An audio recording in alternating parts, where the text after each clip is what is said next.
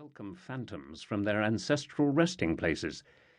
For decades, the East against which the West had defined itself was communist. Nowadays, as it always used to be, long before the Russian Revolution, it is Islamic. The war in Iraq, the rise of anti-immigrant and specifically anti-Muslim feeling across Europe, the question of whether Turkey should be allowed into the EU, all these have combined with the attacks of September 11 to foster an agonized consciousness of the fault line that divides the Christian West from the Islamic East. That civilizations are doomed to clash in the new century, as both al-Qaeda terrorists and Harvard academics have variously argued, remains as yet a controversial thesis. What cannot be disputed, however, is the degree to which different cultures, in Europe and the Muslim world at any rate, are currently being obliged to examine the very foundations of their identities. The difference of East and West, thought Edward Gibbon, is arbitrary and shifts round the globe. Yet that it exists, that East is East and West is West, is easily history's most abiding assumption. Older by far than the Crusades, older than Islam, older than Christianity, its pedigree is so venerable that it reaches back almost 2,500 years. Why do they hate us? It was with this question that history itself was born, for it was in the conflict between East and West that the world's first historian, back in the 5th century BC, discovered his life-work's theme. His name was Herodotus. As a Greek from what is now the Turkish resort of Bodrum, but was then known as Halicarnassus, he had grown up on the very margin of Asia. Why, he wondered, did the peoples of East and West find it so hard to live in peace? The answer appeared superficially a simple one. Asiatics, Herodotus reported, saw Europe as a place irreconcilably alien. And so it is they believe that Greeks will always be their enemies. But why this fracture had opened in the first place was, Herodotus acknowledged, a puzzle.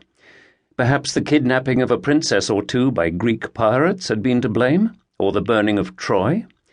That, at any rate, is what many nations of Asia argue, but who can say for sure if they are right? As Herodotus well knew, the world was an infinite place, and one man's truth might easily be another's lie. Yet if the origins of the conflict between East and West appeared lost in myth, then not so its effects. These had been made all too recently and tragically clear. Difference had bred suspicion, and suspicion had bred war. Indeed, a war like no other. In 480 BC, some 40 years before Herodotus began his history, Xerxes, the king of Persia, had led an invasion of Greece. Military adventures of this kind had long been a specialization of the Persians.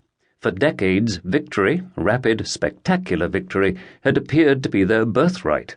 Their aura of invincibility reflected the unprecedented scale and speed of their conquests. Once they had been nothing, just an obscure mountain tribe confined to the plains and mountains of what is now southern Iran.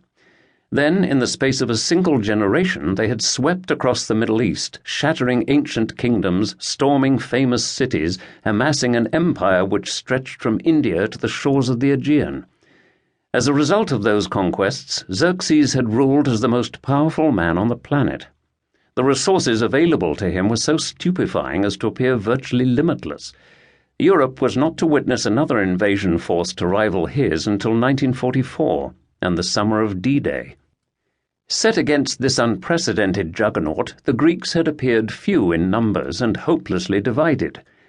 Greece itself was little more than a geographical expression, not a country but a patchwork of quarrelsome and often violently chauvinistic city-states. True, the Greeks regarded themselves as a single people, united by language, religion, and custom, but what the various cities often seemed to have most in common was an addiction to fighting one another. The Persians, during the early years of their rise to power, had found it a simple matter to subdue the Greeks who lived in what is now western Turkey, including those of Herodotus' hometown, and absorb them into their empire. Even the two principal powers of mainland Greece, the nascent democracy of Athens and the sternly militarized state of Sparta, had seemed ill-equipped to put up a more effective fight. With the Persian king resolved to pacify once and for all the fractious and peculiar